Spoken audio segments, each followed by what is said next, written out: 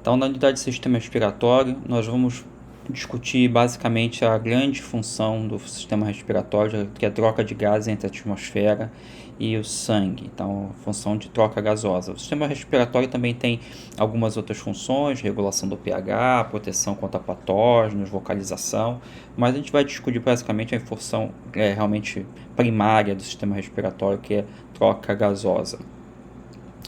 Bem, primeiramente eu vou iniciar a aula falando sobre a anatomia do sistema respiratório e depois a gente vai falar sobre a ventilação pulmonar. Então, em relação à anatomia do sistema respiratório, o sistema respiratório pode ser dividido em superior, sistema respiratório superior e sistema respiratório inferior. O superior ele é composto pela nariz e pela faringe, e o inferior é composto pela laringe, traqueia, brônquios e pulmões.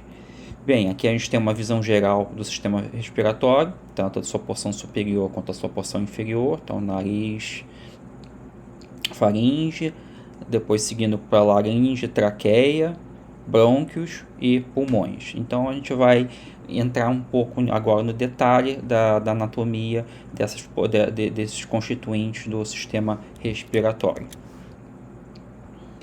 O nariz, ele é a primeira parte do sistema respiratório, onde acontece tanto a inspiração quanto a expiração.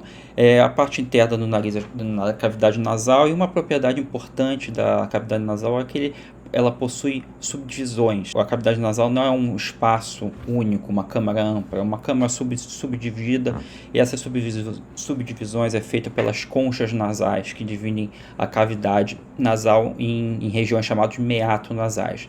Essa subdivisão é importante porque aumenta a área da superfície interna e impede ou dificulta o processo de desidratação. Daqui a pouco eu vou mostrar como isso acontece. Então aqui está mostrando a cavidade nasal, o sistema respiratório, e aqui com foco na cavidade nasal temos a narina e as conchas nasais superior, média e inferior, que delimitam os espaços chamados meatos nasais. Bem, essas regiões, quando se faz um corte no plano frontal, no crânio, quando se faz um corte no plano frontal, se vê aqui, a gente observa as conchas nasais e os meatos, ou seja, esses espaços dentro da cavidade nasal. Qual a importância, essa particularidade anatômica da cavidade nasal? A importância é que quando isso vai trazer uma consequência durante a inspiração e durante a expiração. Durante o processo de inspiração, devido à anatomia da cavidade nasal, há a tendência de uma corrente de ar fluir num fluxo laminar, ou seja, o fluxo laminar sem que haja alguma forma de turbilhão dentro da cavidade nasal. No entanto, no processo de expiração, quando o ar saturado em água, altamente saturado em água, esse ar que está sendo expirado, devido à disposição das conchas e dos meatos nasais, isso vai gerar uma resistência ao fluxo de ar durante o processo de expiração. E essa resistência vai formar correntes circulares desse ar expirado, que vai fazer com que esse ar expirado, na verdade, ele permaneça mais tempo dentro da cavidade nasal antes de ser propriamente expirado e entre em contato com uma maior superfície da cavidade nasal. Isso vai fazer com que haja a reabsorção da água, a reabsorção de água que estava saturando o ar que estava sendo expirado.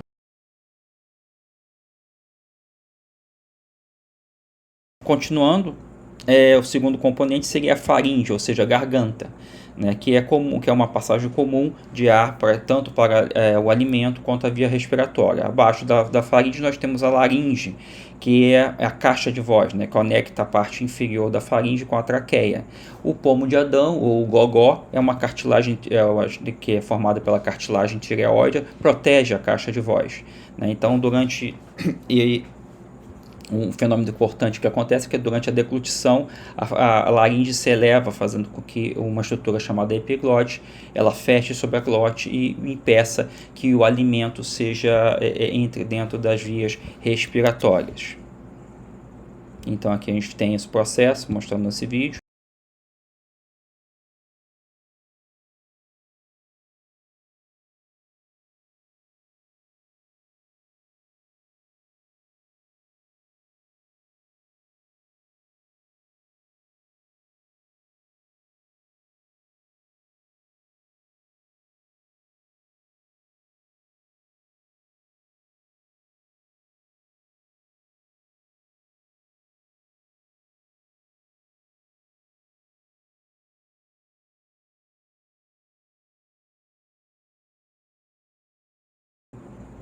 Então, a partir desse processo, é impedido que qualquer alimento ou líquido que seja ingerido, ele entre dentro do sistema respiratório.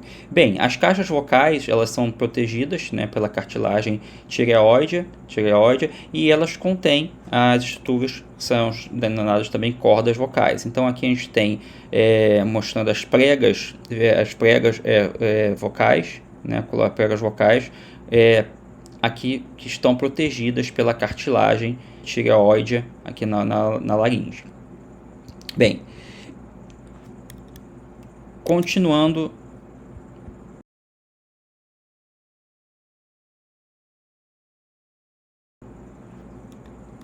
descendo aqui no sistema respiratório, nós temos observar a traqueia. A traqueia é um tubo formado por anéis, anéis em forma de C, de cartilagem, né? Ou seja, é um tubo rígido, que vai fazer uma passagem tubular que está localizada anterior ao esôfago. Então a gente tem o esôfago, que vai levar para o sistema digestório, né? Levando o alimento até o estômago, e anterior ao esôfago nós temos a traqueia. Então é formada por anéis de cartilagem, ela é revestida por epitélio colunar ciliado. Isso é importante, esse epitélio colunar ciliado, esses cílios que compõem esse epitélio, eles se movimentam e fornecem uma proteção contra partículas, ou seja, jogam as partículas, né, de sujeira que entram dentro do sistema respiratório, partículas de poeira, eles vão jogando essas partículas para fora, através do movimento dos cílios, vão jogando para fora do sistema respiratório. Bem, a traqueia estende-se desde a laringe até os brônquios principais, direito ou esquerdo, que é a próxima etapa do sistema respiratório. Então a gente tem aqui a laringe, a traqueia se estende até os brônquios principais, que vão se dividir em brônquio direito e brônquio esquerdo, que já entram dentro dos pulmões. Esses brônquios, que tanto o direito quanto o esquerdo, quando eles são chamados brônquios principais, eles vão começar a se subdividir, a ter várias subdivisões, formando o que se chama da árvore pulmonar, que a gente vai ver a partir de agora.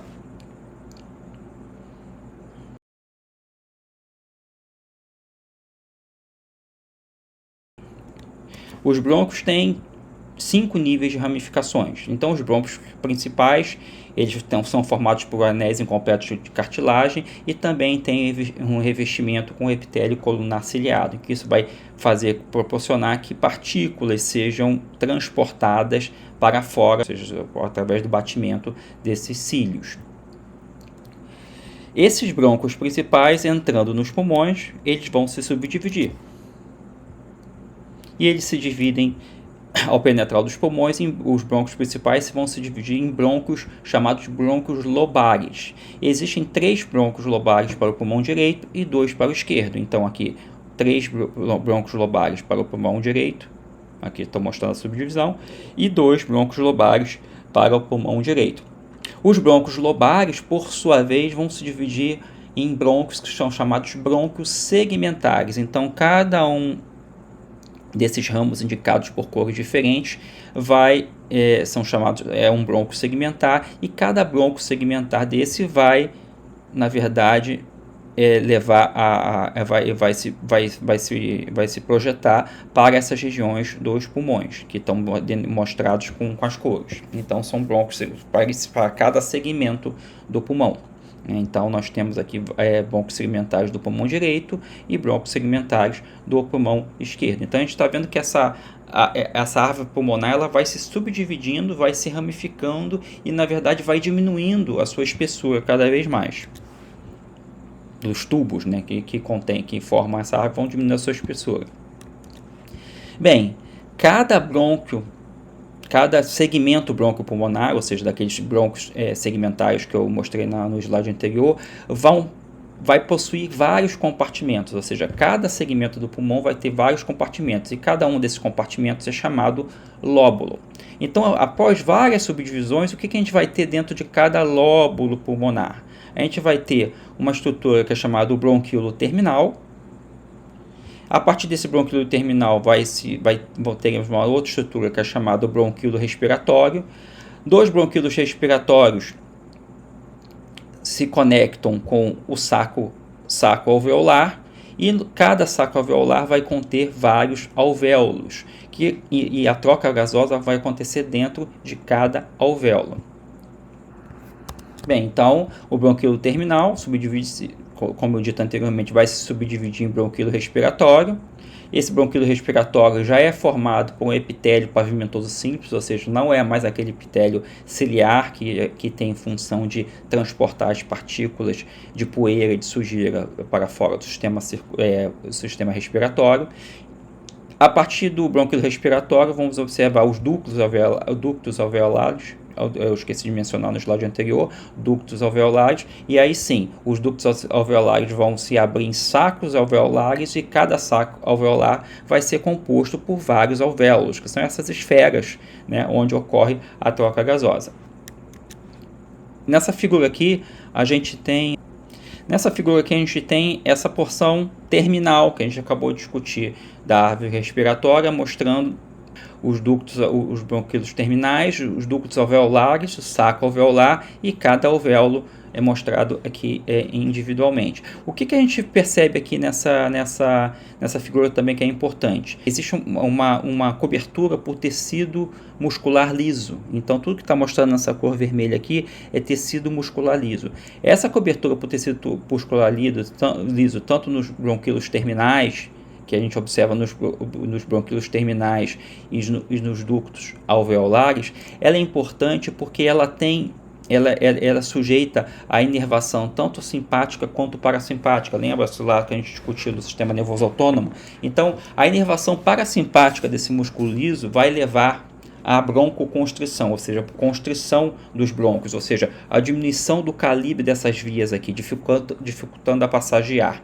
Ao passo que a inervação simpática, ou seja, a ação simpática, quando existe uma ação simpática, levará à broncodilatação, ou seja, ao aumento do calibre dessas estruturas e a facilitação da passagem de ar. É uma característica importante porque todos nós, trazendo como curiosidade, todos nós já em algum momento ou já consumimos ou conhecemos alguém que precisa consumir broncodilatadores. Então, vocês devem estar lembrados, a gente discutiu quando estava falando do sistema nervoso autônomo, o neurônio pós-ganglionar da divisão simpática é o neurônio adrenérgico, ou seja, libera noradrenalina e adrenalina sobre as células efetoras. Essa célula efetora pode ser uma célula muscular lisa. Então, a ação simpática na via respiratória, como colocado aqui nessa figura, é causando a broncodilatação. E como que isso acontece?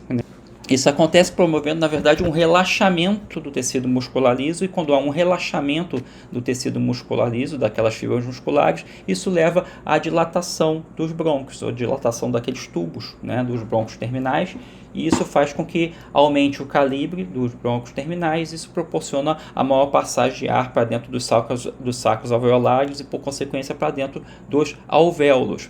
Quando existe um processo onde a pessoa está com dificuldade respiratória, por exemplo, no processo asmático, se usa um fármaco chamado salbutamol, que o nome fantasia é chamado Aerolin, por exemplo. Aerolin é um dos fármacos mais famosos.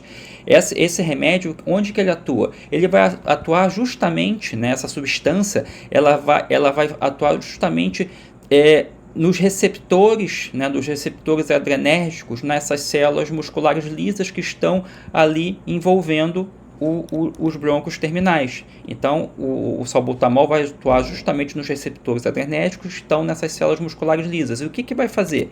Essa substância, o salbutamol, ela vai funcionar como um agonista. O que significa? Ela vai ter os mesmos efeitos da noradrenalina, como se tivesse uma ação simpática acontecendo naquele momento.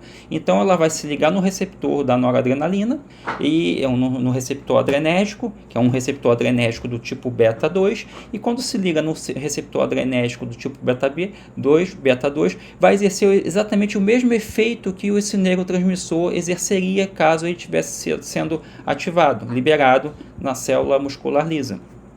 Então, através desse processo, mais o salbutamol vai se ligar no receptor adrenérgico do tipo beta-2, e isso vai gerar uma cascata de reações enorme dentro da célula, da célula muscular lisa, que em última instância vai levar ao efeito qual vai ser o relaxamento dessa musculatura muscular lisa.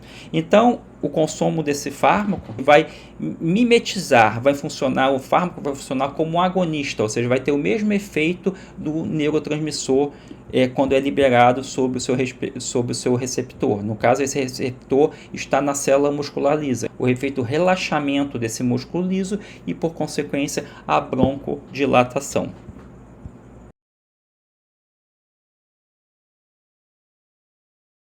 Chegando ali ao saco alveolar, né, o saco alveolar ele vai consistir de de dois ou mais alvéolos, né, que vão compartilhar uma abertura comum, que é esse ducto alveolar. Cada alvéolo é vascularizado por capilares pulmonares. Então, o que a gente vê aqui, tá vendo aqui os capilares, né? Então aqui a gente tem um saco alveolar, mostrando que cada um desses alvéolos tem uma cobertura de capilares pulmonares. Esses capilares pulmonares estão trazendo sangue de onde? Está trazendo sangue que vem restante do corpo, né? O sangue com pouco oxigênio que volta para o coração. Quando a gente estiver falando do circulatório daqui a algumas aulas a gente vai ver todo esse circuito, mas o sangue bombeado pelo lado direito do coração, ele vai ser bombeado para esse circuito pulmonar. Então o sangue bombeado pelo lado direito do coração, ele vai chegar através da artéria pulmonar, chegando através da artéria pulmonar, um sangue com pouco oxigênio, por isso está mostrando aqui na cor azul. Essa artéria pulmonar vai se ramificar em capilares pulmonares que, em contato com o alvéolo, vão adquirir oxigênio, e esse sangue oxigenado vai sair daqui dos sacos alveolares através da veia, da vênula pulmonar, e esse sangue oxigenado vai ser levado para o lado esquerdo do coração, um sangue oxigenado que depois vai ser bombeado para o resto do corpo, né? Então isso aqui seria a respiração externa, a troca gasosa no nível da superfície respiratória, e a respiração interna seria a troca gasosa no nível tecidual.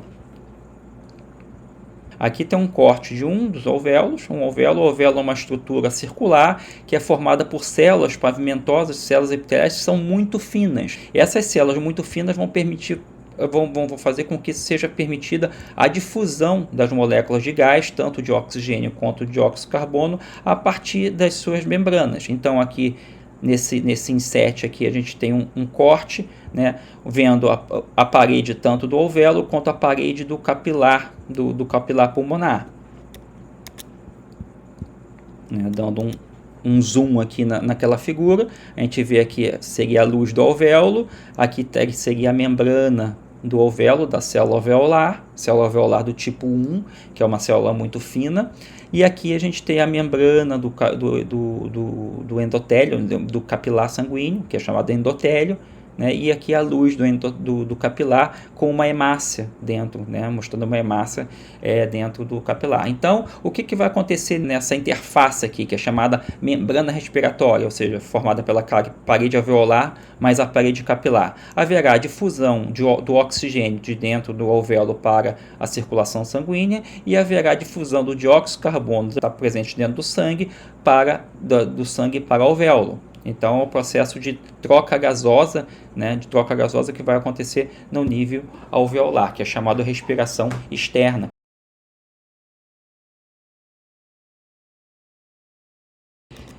Então a respiração ela é composta por, isso terminada a anatomia, a gente vai entrar no processo respiratório propriamente dito. Então o processo de respiração é formado por 3 estágios. O primeiro estágio é chamado de ventilação pulmonar, que é composto pela inalação e exalação, ou inspiração e expiração.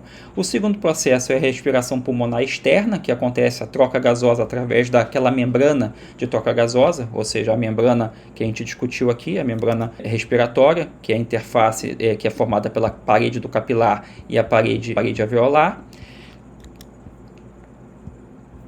E o terceiro estágio da respiração é a respiração tecidual interna, ou seja, que é a troca de gases entre os capilares sistêmicos e as células teciduais.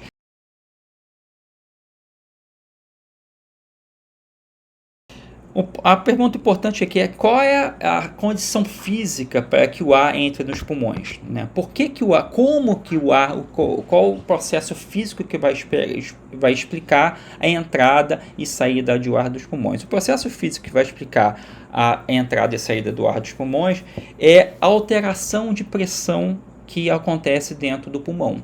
A alteração de pressão que acontece dentro do pulmão, ela acontece devido à observância a uma lei da física, que é chamada lei de Boyle.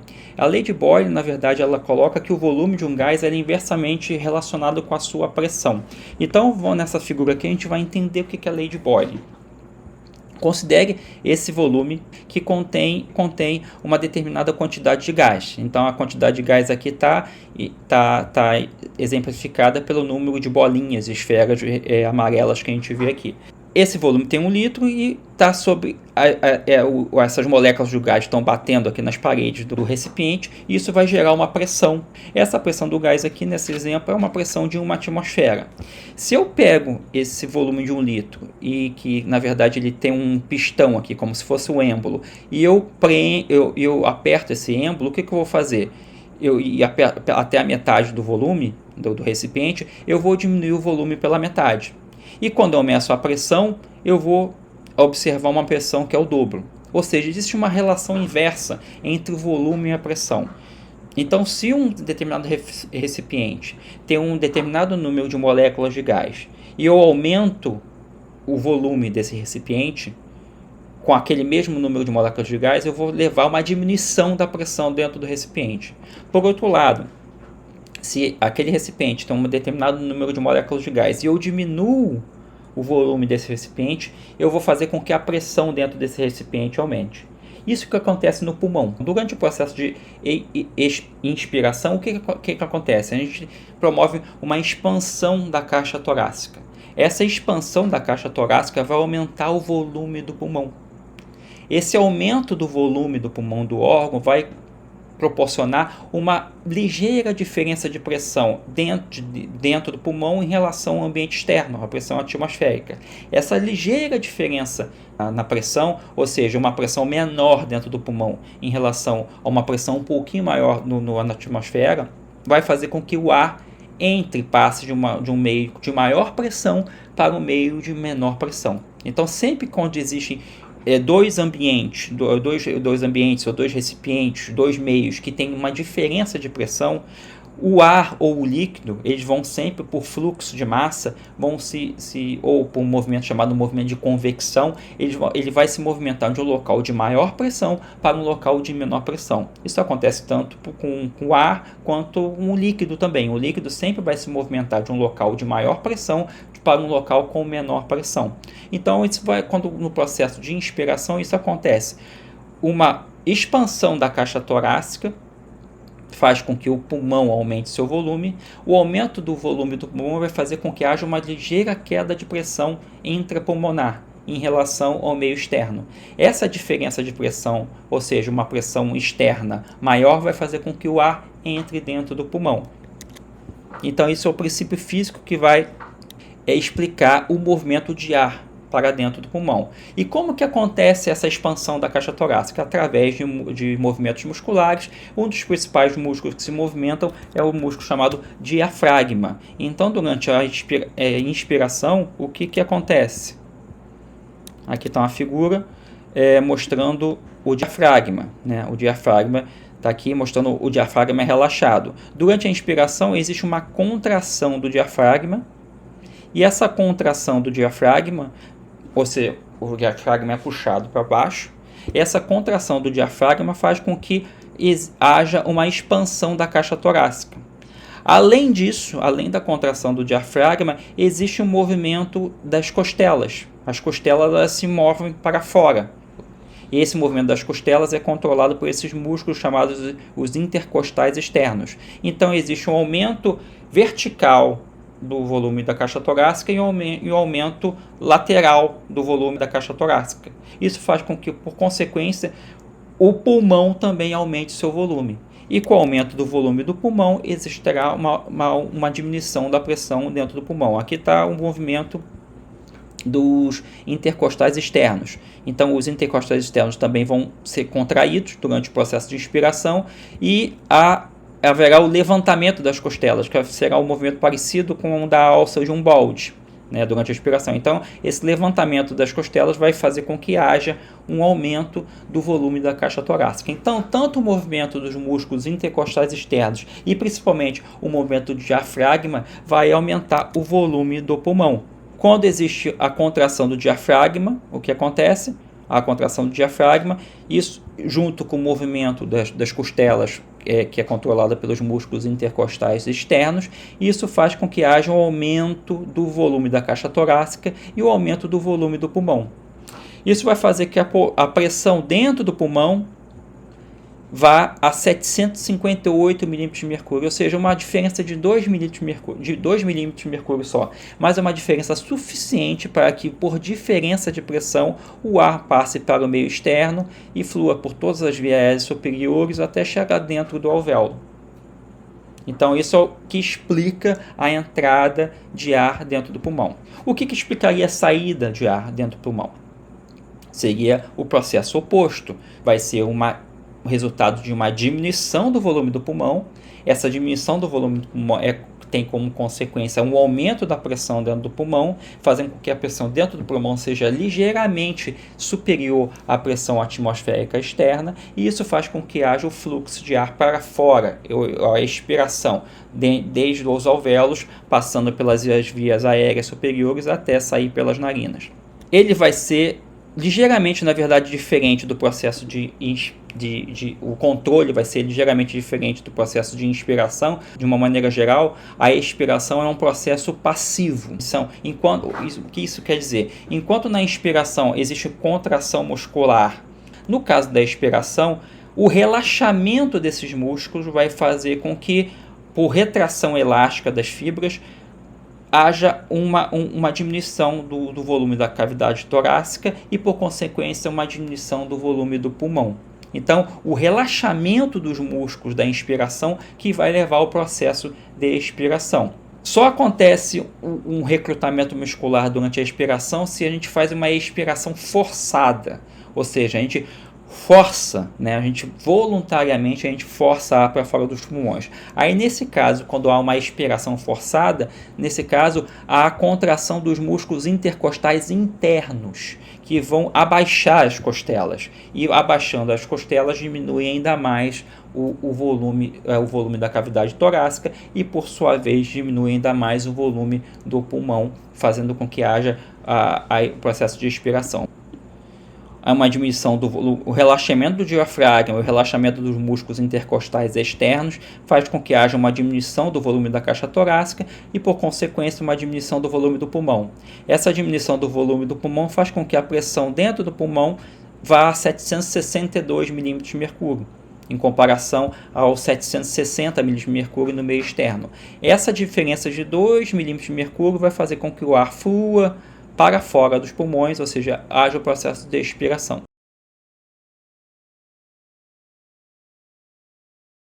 Respiração externa ou pulmonar, como eu falei, é uma troca gasosa que acontece na superfície respiratória, ali no alvéolo, ou seja, naquela interface alvéolo-capilar que está fazendo a perfusão do alvéolo, e a respiração tecidual interna é a troca gasosa que ocorre entre os capilares sistêmicos, ou seja, aqueles vasos bem fininhos, sistêmicos, e os tecidos, as células teciduais.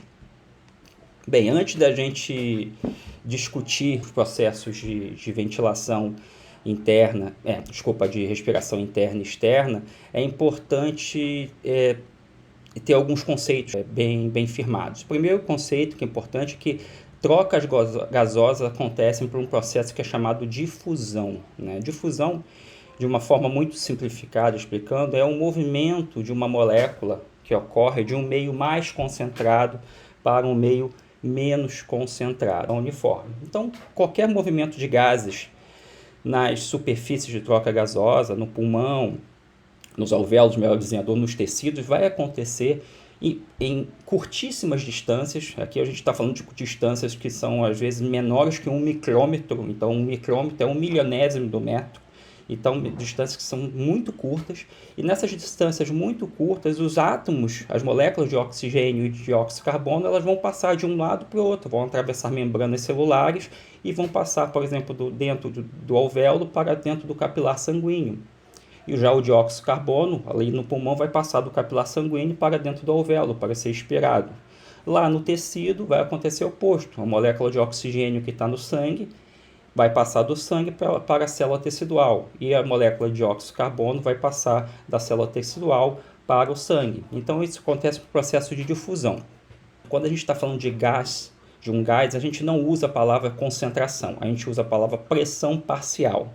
Então, a difusão de um gás vai acontecer de um meio que tem uma maior pressão parcial do gás para um meio que tem a menor pressão parcial do gás.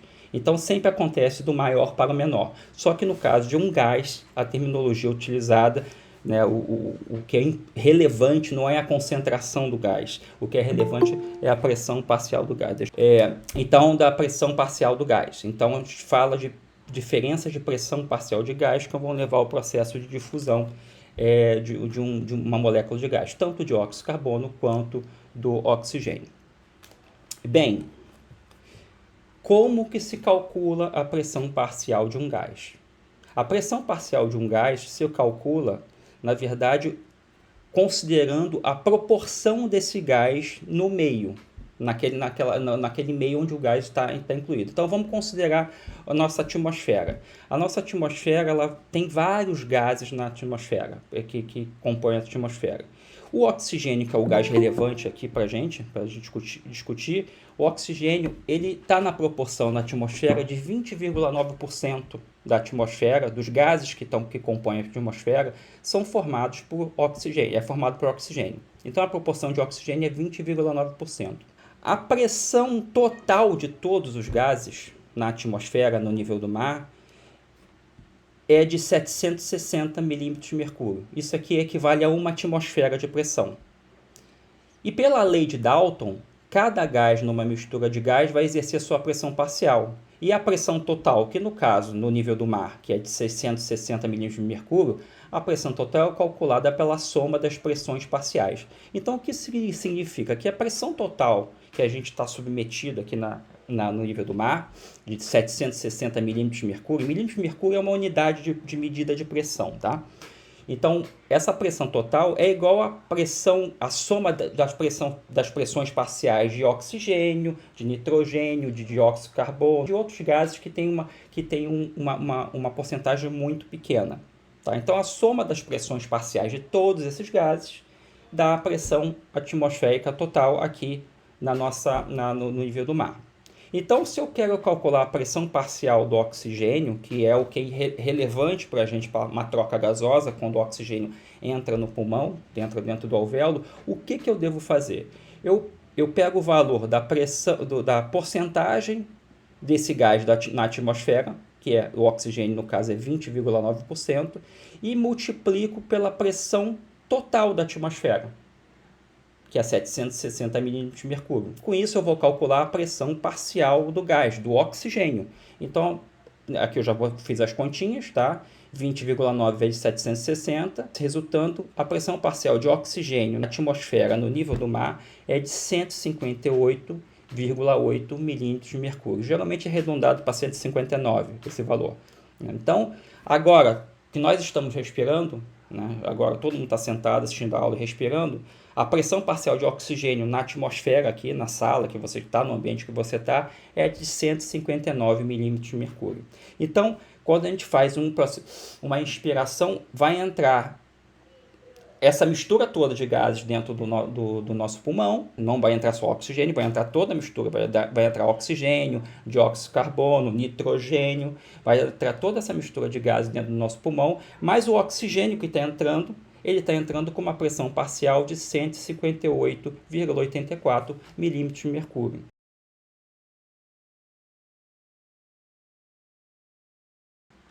Nós vamos discutir agora a respiração pulmonar externa, ou seja, a troca gasosa que acontece no nível alveolar, ou seja, na superfície respiratória, que a gente pode chamar também de superfície respiratória. Então aqui está uma figura onde está mostrado aqui o alvéolo, tá? Um alvéolo individualizado.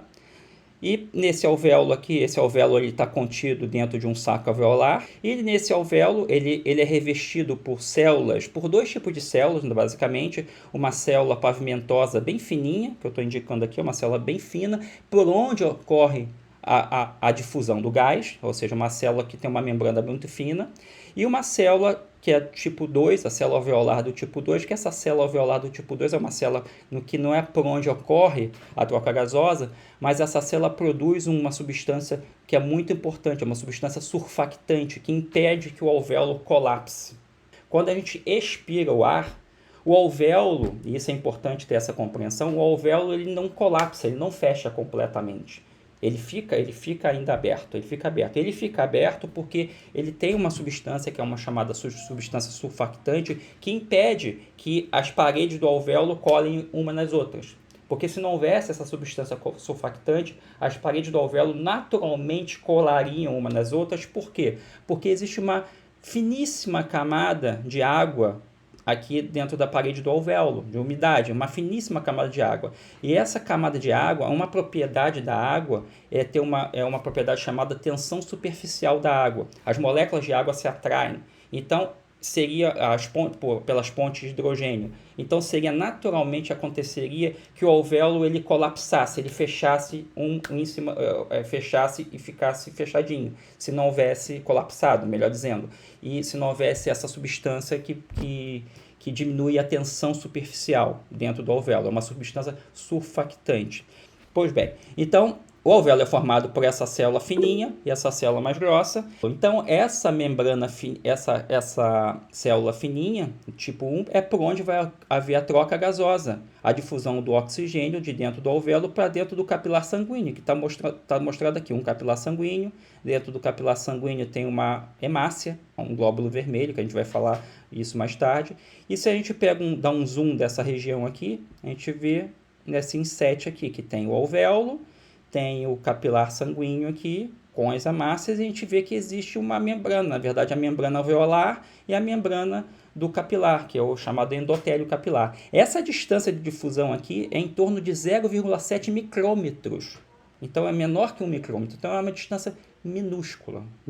Então, a troca gasosa, a respiração externa, acontece aqui no nível alveolar, passando oxigênio, no caso dessa respiração externa no pulmão, passando oxigênio de dentro do alvéolo para a corrente sanguínea e passando dióxido de carbono da corrente sanguínea do sangue para o alvéolo. E esse dióxido de carbono, no caso aí, vai ser expirado. Então, essa difusão do gás ela vai acontecer sempre de um local de maior pressão parcial para um meio com menor pressão parcial. Então, daqui, se o oxigênio está se difundindo de dentro do alvéolo para a corrente sanguínea, a gente já pode deduzir que a pressão parcial de oxigênio dentro do alvéolo é maior. Quando ele chega dentro do alvéolo, na verdade, ele vai misturar porque o alvéolo, lembra que eu falei que o alvéolo não se fecha quando a gente expira. Então, quando a gente faz uma inspiração, o ar que chega dentro dos alvéolos, na verdade, ele se mistura com o ar que já estava lá dentro do alvéolo. Já estava lá dentro, já foi sujeito ao processo de troca gasosa.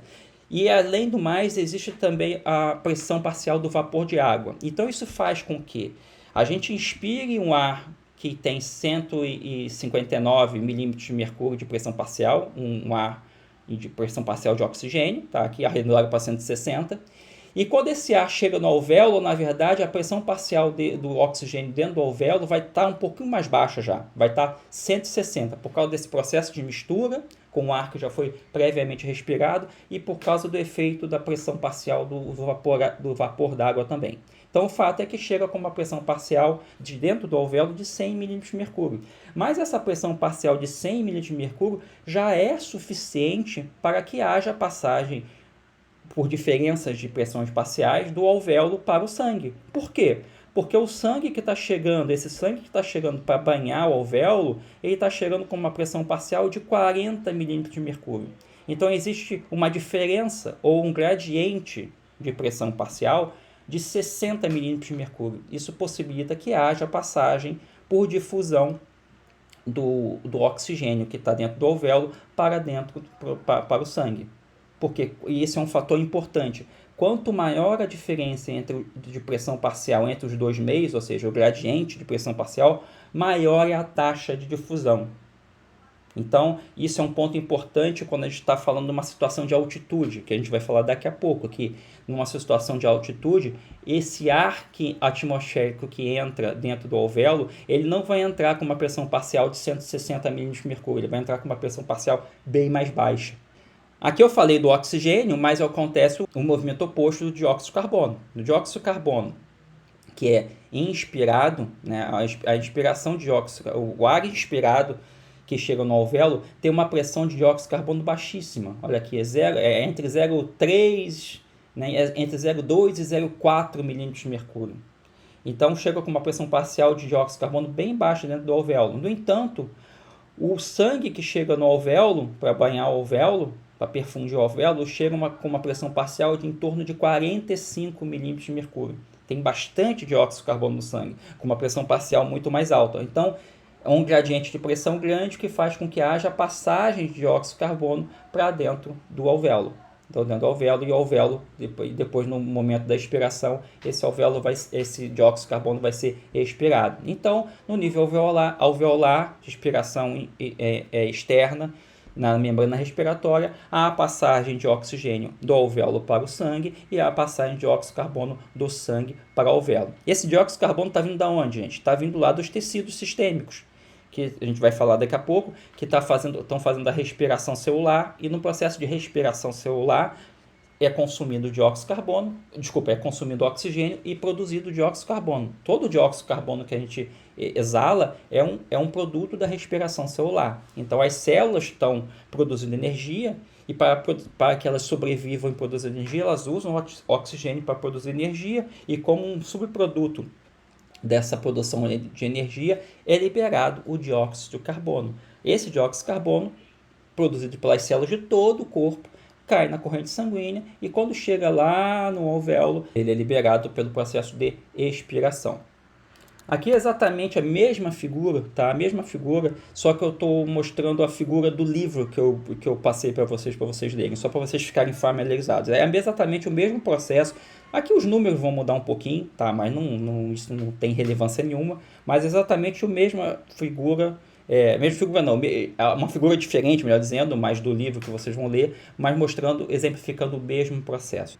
O que afeta, eu já dei algumas dicas quando eu estava discutindo isso nos slides anteriores, mas o que vai afetar essa eficiência da troca gasosa no nível alveolar? O primeiro ponto é o gradiente de pressão parcial, ou seja, a diferença de pressões parciais que existem entre o oxigênio que está no alvéolo e o oxigênio que está no sangue que está chegando para fazer a perfusão do alvéolo. Então, esse é um ponto importante. Esse gradiente, se ele for menor, ou seja, se essa diferença de pressão parcial for menor, isso vai resultar numa menor taxa de difusão, ou seja, uma menor quantidade de oxigênio vai passar do alvéolo para o sangue. Quando que isso acontece? Alterações no gradiente de pressão parcial acontecem, por exemplo, na altitude. No Pico Everest, lá no topo do Pico Everest, a pressão atmosférica é 240 milímetros de mercúrio. É 3 vezes, pelo menos, menor do que a pressão atmosférica no nível do mar. Qual é a pressão parcial de oxigênio lá no Pico do Everest, lá em 9 mil metros de altitude?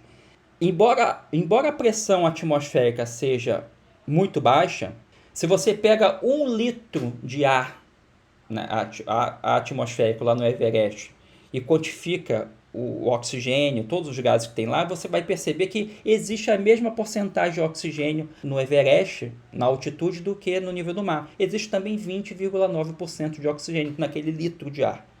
Só que, por que se diz que o ar é rarefeito? É porque as moléculas de gás estão muito mais espaçadas na altitude. Elas estão muito mais distanciadas. Então, se eu pego 1 litro de ar, eu vou ter um número menor de moléculas de gás. Mas se eu quantifico percentualmente a quantidade de cada gás nesse litro, eu vou encontrar os mesmos 20,9% de oxigênio lá. Só que, lembra que eu falei que para calcular a pressão parcial do gás, eu tenho que multiplicar a porcentagem do gás naquela mistura vezes a pressão total de todos os gases. E o que eu encontro no Pico Everest? Eu encontro que A pressão parcial de oxigênio lá no pico do Everest é de 50 milímetros de mercúrio.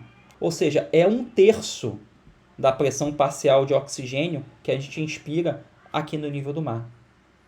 E se o sangue que está chegando para banhar o alvéolo está chegando com uma pressão parcial de oxigênio de 40, imagina, o gradiente de concentração é minúsculo, é muito pequeno. Isso vai fazer com que passe pouquíssimo oxigênio do alvéolo para o sangue. E isso que vai trazer toda a dificuldade respiratória. E são raríssimos os casos das pessoas que conseguem chegar ao topo Everest sem um suporte respiratório, né? Sem o balão de gás. Alguns até conseguem, mas é um esforço absurdo. Então esse aqui é um exemplo extremo. Lá em La Paz, que é em 3.600 metros de altitude, a pressão atmosférica em La Paz é 523 milímetros de mercúrio. Também em La Paz vai ter 20,9% de oxigênio. Se eu pegar 1 litro de ar atmosférico, desse 1 litro, 20,9% vai ser oxigênio. Mas quando eu multiplico pela pressão atmosférica total, eu vou calcular a pressão parcial de oxigênio 109 milímetros de mercúrio, que é um valor bem mais baixo do que o 160. Então isso causa a dificuldade de respiração quando as pessoas chegam na altitude, que é puxa o ar e parece que não vem oxigênio. E de fato não vem oxigênio, vem muito menos oxigênio do que viria no nível do mar. Então várias respostas fisiológicas acontecem para que o corpo conseguir lidar com essa pressão parcial de oxigênio mais baixa. A primeira resposta fisiológica é o aumento da frequência respiratória. Então, a pessoa chega na altitude, a primeira coisa que acontece, saiu do avião, pressurizado, saiu do avião, chegou em terra firme, a pessoa vai começar a respirar com uma frequência maior. Por quê? Porque para ventilar mais, para jogar mais oxigênio, um volume maior, melhor dizendo, de ar atmosférico dentro do pulmão, e jogando um volume maior, isso faz com que a pessoa consiga retirar mais oxigênio com essa diferença de gradiente de pressão parcial. Isso é uma das primeiras respostas fisiológicas que acontecem. O segundo fator que afeta essa eficiência da troca gasosa, da difusão no nível alveolar, é a área de superfície das trocas gasosas. A gente vê que a árvore respiratória ela vai se ramificando, né, ao passo que vai entrando dentro do pulmão. E ela termina nos sacos alveolares, né, Se a gente pegar todo o pulmão, né, todos os alvéolos que estão contidos nos sacos alveolares, e a gente esticar todo o pulmão de um ser humano típico, né, de uma pessoa de um tamanho médio, se a gente esticar todo o pulmão, esse pulmão vai ocupar 70 metros quadrados. É muita coisa. Então, a área de troca gasosa no pulmão é uma área muito grande. Faz com que o ar atmosférico entre em contato com uma área muito grande que possa haver troca gasosa, possa haver absorção de oxigênio e a liberação de dióxido de carbono. Se qualquer condição patológica ocorra no pulmão da pessoa que diminua essa área, ou seja, cause a morte de células alveolares, isso vai acarretar uma diminuição total da área de troca gasosa e vai diminuir a eficiência da taxa de difusão. Então, algumas situações patológicas, como efizema, por exemplo, que ocorre morte de células alveolares, isso leva à diminuição da área total de troca gasosa e leva à insuficiência respiratória. Então, é um segundo fator importante que afeta na eficiência de troca gasosa no nível alveolar. O terceiro fator é o aumento da distância de difusão. Lembra que eu mencionei que essa distância aqui, que compõe a membrana do alvéolo, daquela célula tipo 1, a membrana do endotélio. Então, essa distância que é percorrida pela molécula de oxigênio e pela molécula de dióxido de carbono, ela é menor do que 1 micrômetro.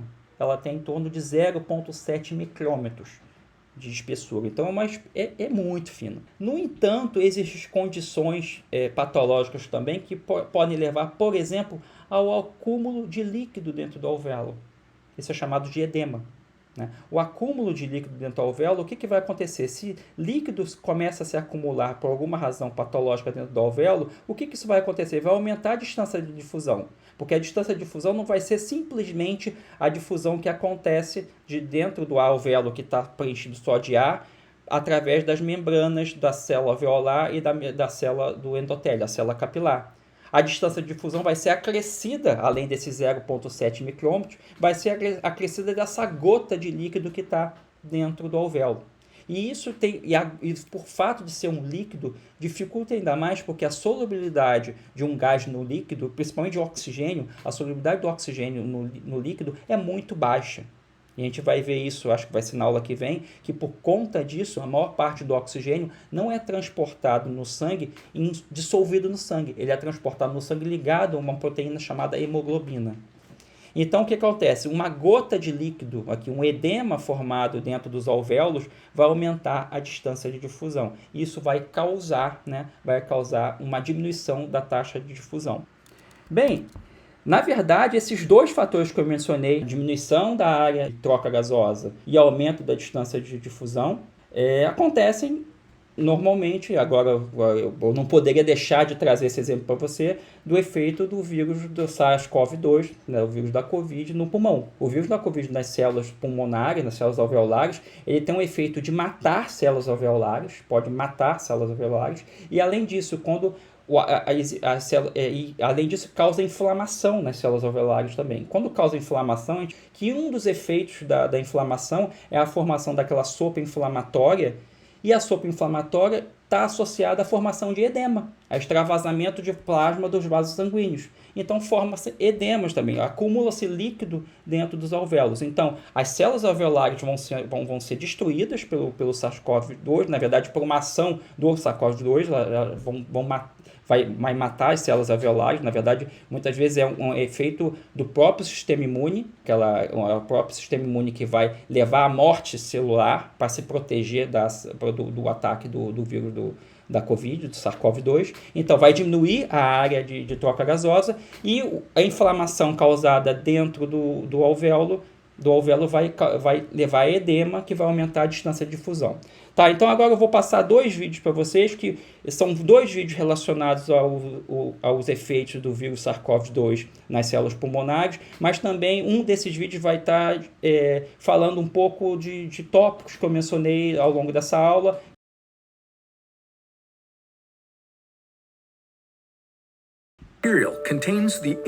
Tá, vai lá o vídeo agora. Information to make more copies of itself.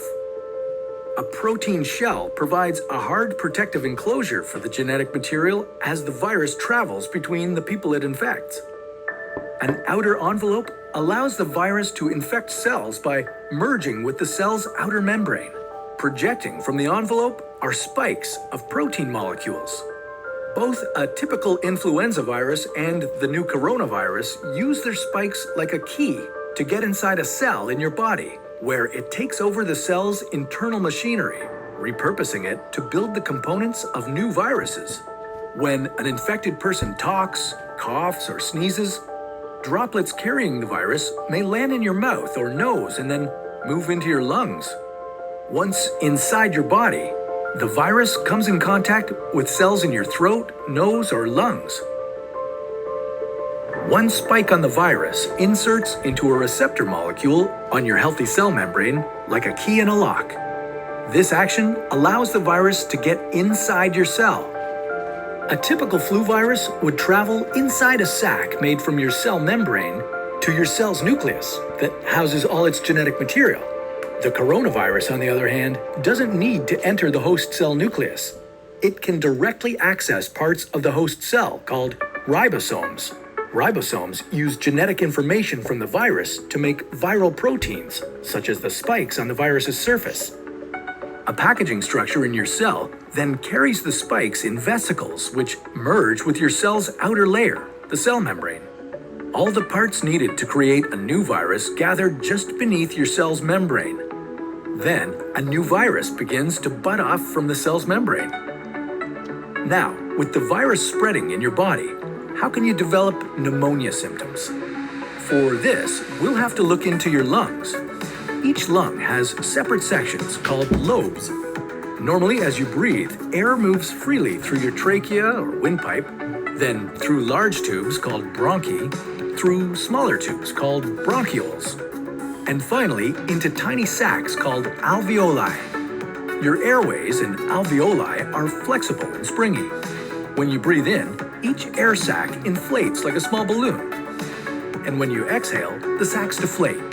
Small blood vessels called capillaries surround your alveoli. Oxygen from the air you breathe passes into your capillaries, and then carbon dioxide from your body passes out of your capillaries into your alveoli so that your lungs can get rid of it when you exhale.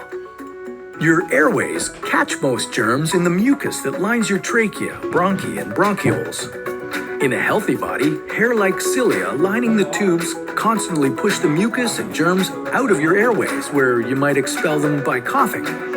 Normally, cells of your immune system attack viruses and germs that make it past your mucus and cilia and enter your alveoli. However, if your immune system is weakened, like in the case of a coronavirus infection, the virus can overwhelm your immune cells, and your bronchioles and alveoli become inflamed as your immune system attacks the multiplying viruses. The inflammation can cause your alveoli to fill with fluid, making it difficult for your body to get the oxygen it needs. You could develop lobar pneumonia, where one lobe of your lungs is affected, or you could have bronchopneumonia that affects many areas of both lungs. Pneumonia may cause difficulty breathing, chest pain, coughing, fever and chills, confusion, headache, muscle pain, and fatigue.